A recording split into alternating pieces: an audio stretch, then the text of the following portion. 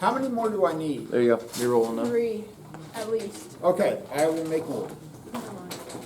Maybe 4. Okay. A few. So here's what's going to happen in this lab. So it's going to introduce a couple of equations. And no, this has nothing to do with alcohol. One is what's known as, it's called Beer's Law. Yeah. Okay? That's why I said don't flip out and go, oh, we didn't taste beer. You did play the prom weekend. There's no point in this nonsense. This is what I signed up for. You were way too excited. We're on, man. Beer. For me to feel good about making good decisions this weekend. It's okay, I'm What am driving. I doing? Daddy's driving. I will not be at the wheel. That helps. Just rock me to sleep. Okay, so let me explain what all these are. And yes, Graham, if you look over on page 2, there is an equation 5, which is this Beer's Law. Okay? There it is. No problem. Beer. So, Literally, this may be the easiest equation of all time.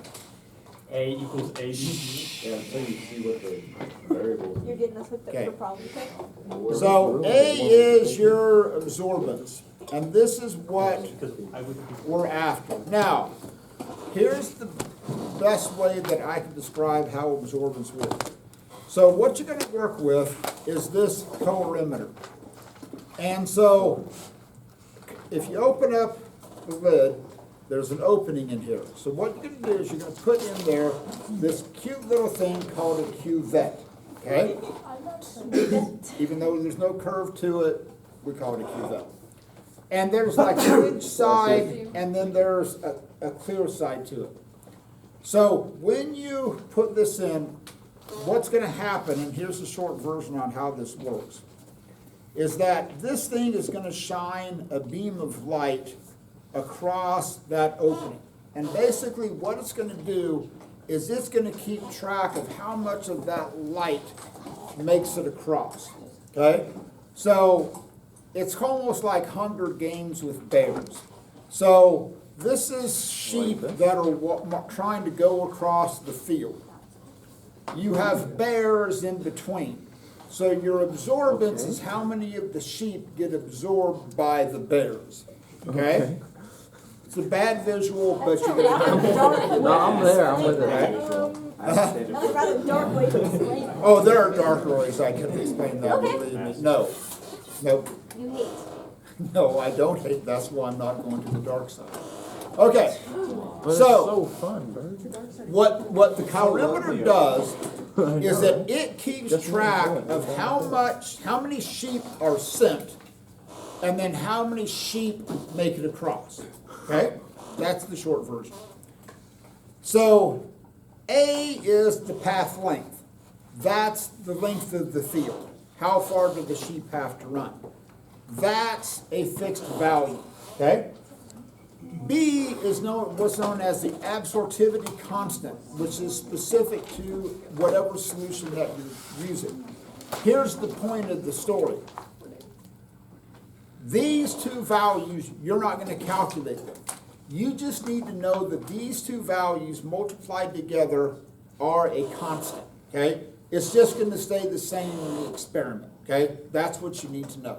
You don't need to calculate them. You don't know what they are. You just need to know that, hey, these are going to be a number, and that number is not going to change, okay?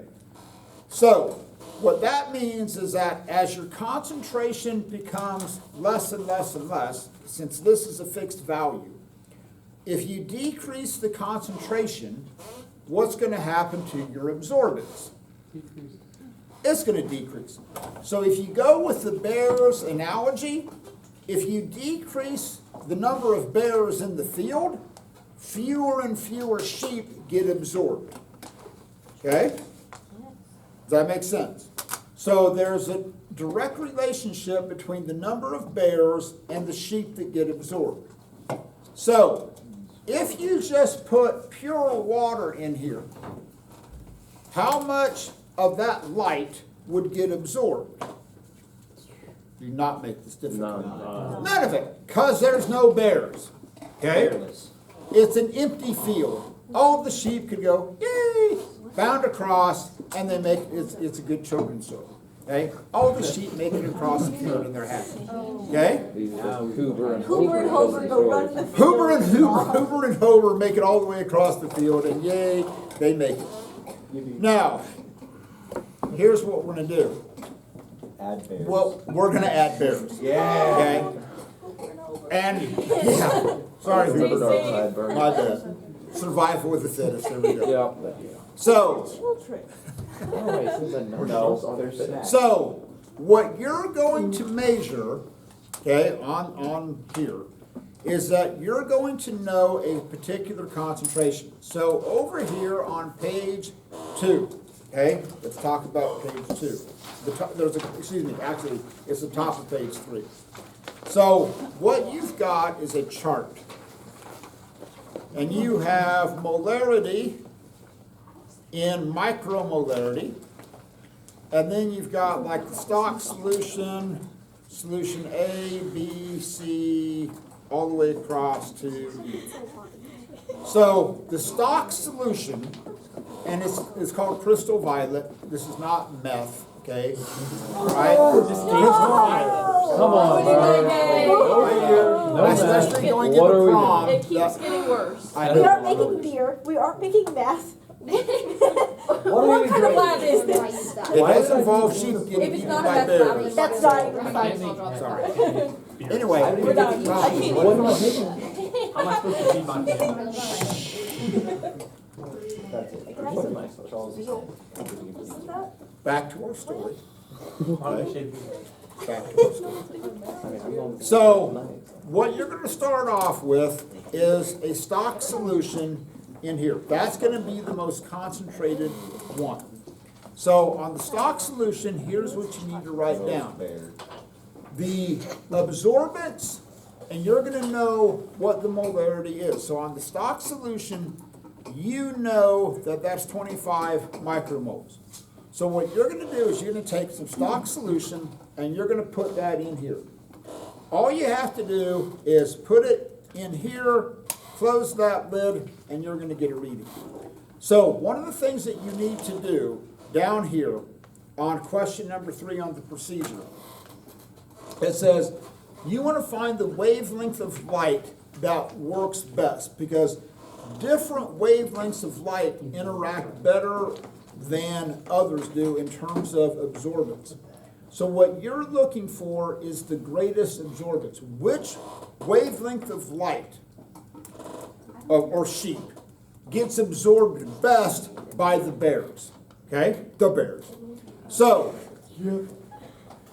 it's a Chicago thing. Sheep tastes so good. What? What? Nice lamb. What did you say? Sheep tastes good. Nasty. What? Mutton? Oh my Mutton's God. So good. Lamb? Lamb or Oh my something. Lamb, that's another story. That was so A sad. nice lamb. That's what you Okay. meant. That's what you meant to say, but he said sheep. Oh, big difference. I know. Big difference. Art lamb. Okay. I would say. So what this works is that this is going in different nanometers from 430 nanometers up to 635 nanometers. Now, let's have a quick refresher of atomic theory and light, okay? So, nano, anybody know the prefix of what nano means? 10 to the negative 9. Okay, yeah, that's here for the nerds. So Okay? hard, sweaty nerd. Yeah. Dude, I'm not the one in the photo with that. Whoa. Damn. So, I wrote this like twice. Okay. here's where this works. There's 2 equations that you need to know for this lab relating to light. No.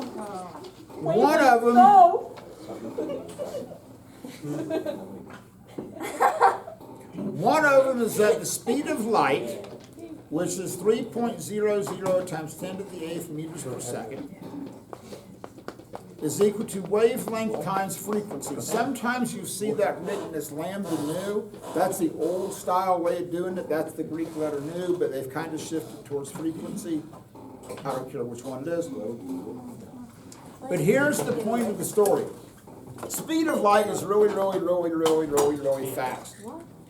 If you could be at the equator and turn on a flashlight and it could follow the beam would follow around the surface of the earth, it would take about less time to snap your finger for that beam of light to travel all the way around the earth, if you could make it follow the circumference of the earth. So you would turn it on, and about that much time is how much time it would take to go all the way around the earth, okay?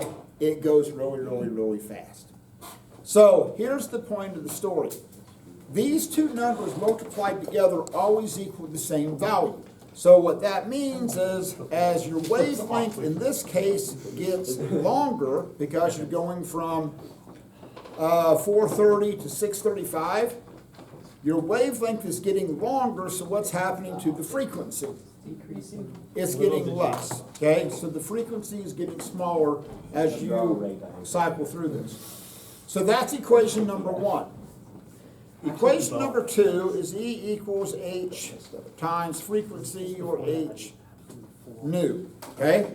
So if you've never seen this equation before, this H is what's known as Planck's constant, which is 6.626 times 10 to the negative 34th joule seconds, okay? And it has these kind of weird units, mainly because of the fact that frequency, because it's like how many vibrations per unit of time happen. So frequency is 1/2. So then when you take frequency and multiply that by joule seconds, you get joules, which is a measure of energy, okay? Now, this is Planck's constant, doesn't change. The E is the energy in a single photon of light, which is incredibly difficult to measure, okay? It's like, how do you measure the energy in just one single photon of light? Tough to do. So, but since this number doesn't change, as the frequency gets bigger, what happens to the energy? It increases. So the higher the frequency, the higher the energy. So this is, now we need to combine some things. So if you increase the wavelength, what's going to happen to the frequency? Decrease. It's going to decrease, which means what's going to happen to the energy? It's also going to decrease. So as you go across from 430 to 470 to 535 to 635, the wavelengths are getting longer. So the frequency is getting, and the energy is getting slower. Okay. So colorimeters are notoriously temperamental. Okay. So what you should see, and write this down, what you should see as you scroll through it, you should see the biggest spike on the 565 nanometers. So you're going to take a cuvette, put in the stock solution, roll through that. 565 should be the biggest spike on your absorbance. If it isn't, let me know. I'm going to get you a different colorimeter. Okay? Because if that's wrong, there's something wrong with the colorimeter. Okay? So your biggest spike should happen at 565. Now, at this point, we need to establish what's called a dilution curve versus absorbency. So then what you're going to do is that you are going to mix up, and starting with that stock solution, you're going to mix up these different solutions where it's 12.5, 10, 7.5, 5, and 2.5. So on each one of these, and I tell you, okay, you're going to mix up a total of 10 milliliters for each one of these. Now, just think this through. So you're going to use that M1V1 equals M2V2. Cool with this. Your stock solution is always going to be the 25 micromolarity. So like on this first one, you need, in this situation, you need 12.5 milliliters and a total volume of 10. So you need 12.5 micromolar solution, and you need 10 milliliters of that. Cool. How much of the original stock solution are you going to have?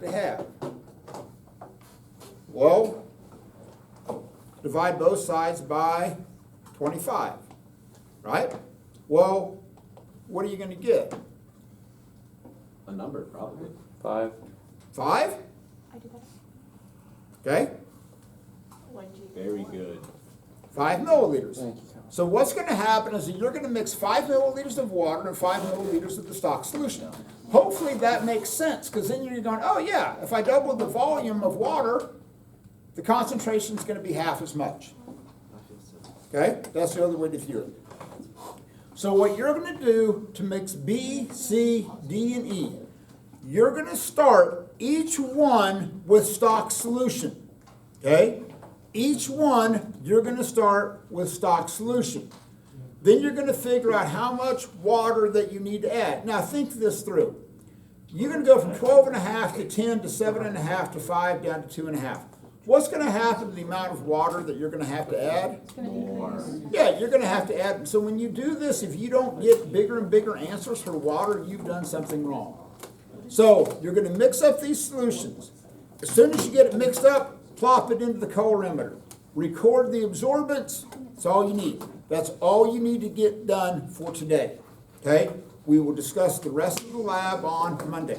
So today, get your solutions mixed up, you can pour them down the sink when you get them done. You don't need to keep any of them.